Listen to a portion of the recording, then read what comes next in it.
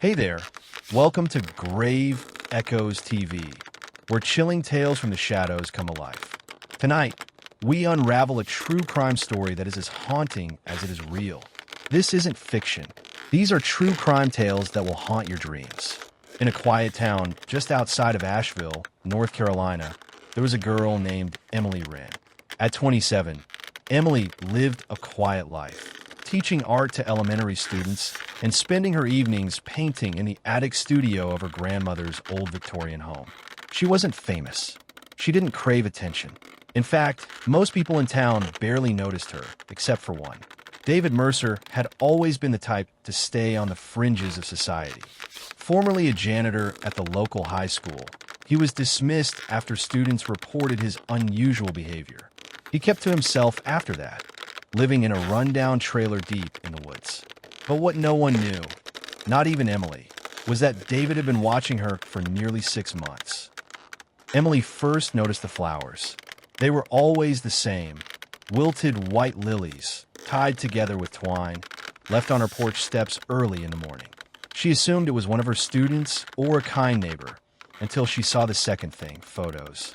Grainy, black and white photos slid under her door. Some of her walking to the market. Others were of her asleep. Emily reported them to the police. They shrugged it off as a prank, told her to keep her doors locked and get a security camera. So she did. And what that camera captured would later become key evidence in one of the most chilling stalking cases in the state. On the night of April 12th, Emily was awakened by a loud creak downstairs. Her camera motion sensor had triggered an alert. She grabbed her phone and opened the app. There he was, David Mercer, standing in her living room.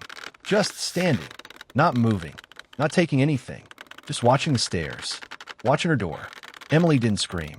She didn't move.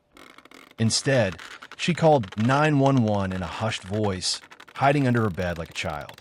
When the police arrived, they didn't find David, but the video footage proved she hadn't imagined it. And so began the real nightmare.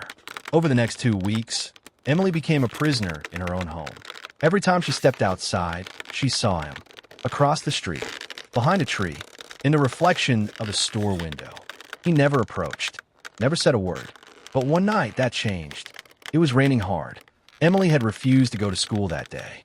She stayed inside, painting feverishly to distract herself. As thunder shook the walls, the power went out. Complete darkness. Only the flickering of distant lightning gave her any light. And then, the front door creaked open. She hadn't locked it. She was sure she had, but in her distracted state, maybe she hadn't turned the deadbolt. She held her breath and stepped to the top of the stairs, listening. Then she heard it. A whisper. Her name. Emily. She ran back to the attic and locked the door. She didn't have her phone. It was downstairs, charging. There was no way out except the narrow window that led to the sloped roof. She heard footsteps on the stairs, then on the second floor, then at her attic door. Emily. The whisper was louder now.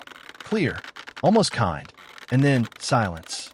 She held her breath for what felt like hours. When the police finally arrived, after a neighbor saw someone running from the house, they found the attic door had been clawed at, not with fingers, but with a knife. Deep, erratic scratches in the wood. But David was gone. For days, there was no sign of him, until a local hunter stumbled across a bloodied bundle of paintings. Emily's paintings in the woods, not far from David's trailer, along with something else. A map, hand-drawn, of her house, her school, the places she shopped, every point labeled, every path calculated. They arrested him that same night. In court, David claimed Emily had spoken to him in dreams, that she had begged him to find her, that they were meant to be together, even in death. He was declared criminally insane and committed to a high-security psychiatric facility. Emily moved away, changed her name, and never taught again. Some say she lives in Oregon now, painting only in basements with no windows.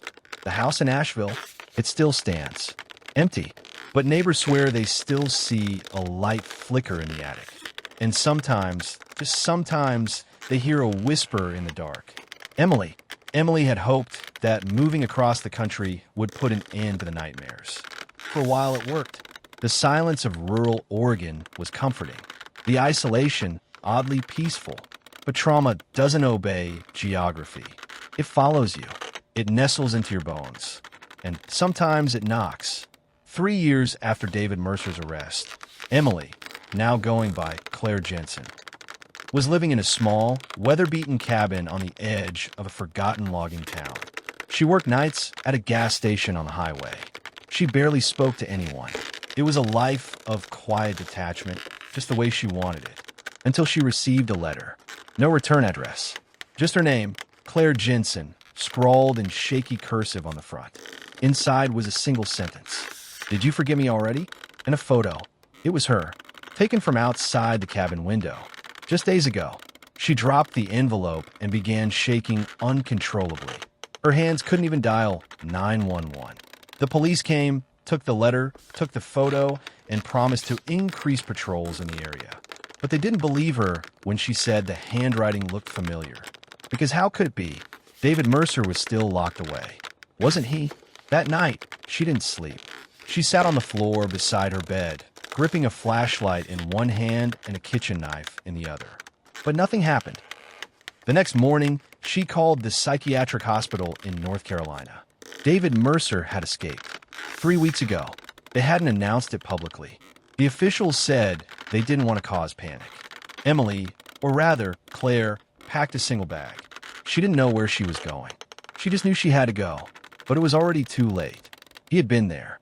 She found proof in the forest behind the cabin, carvings on the trees, her name, over and over again, and one word beneath it, home. The sheriff launched a manhunt, but the wilderness was dense, unforgiving. He could be anywhere. Then a hiker disappeared, then another. A third was found dead, eyes wide open, throat cut, but no signs of struggle. Just a single word carved into his chest. Wrong. The FBI stepped in. David's face was plastered across news stations, but no one could find him. And Claire? She vanished. Her cabin was found ransacked. No sign of struggle. No blood. Just a single painting left behind, resting on the kitchen table. It was her own face, eyes wide in terror, mouth open in a silent scream. And on the back of the canvas, scrawled in black ink, "Now she's home." Authorities have never found Claire Jensen, or Emily Wren, or whoever she really is now. Some believe David caught her and took her deeper into the woods. Others think she faked her own disappearance and is still running, living under a new name in another forgotten town. But here's the detail that chills investigators most. Each year, on April 12th, the anniversary of David's break-in, another package appears at the Asheville police station. No pousti, no prints, just a plain brown box containing a single hand-painted portrait. A woman, always different, always afraid, and the same note each time. "She dreamed of me." They received 5 so far. The women in the paintings? None have been identified. No missing persons match. No bodies found. The media calls him the Dreammaker now. And as for David Mercer, if he's still alive, if he's still out there, he might be watching someone else. Right now. Maybe even you. So tonight, before you go to bed, make sure your windows are locked. Check under the bed. Check your closet.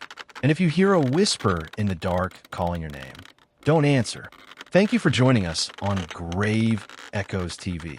We hope tonight's true crime tale didn't haunt you too much. But if it did, you're not alone. Until next time, sleep carefully.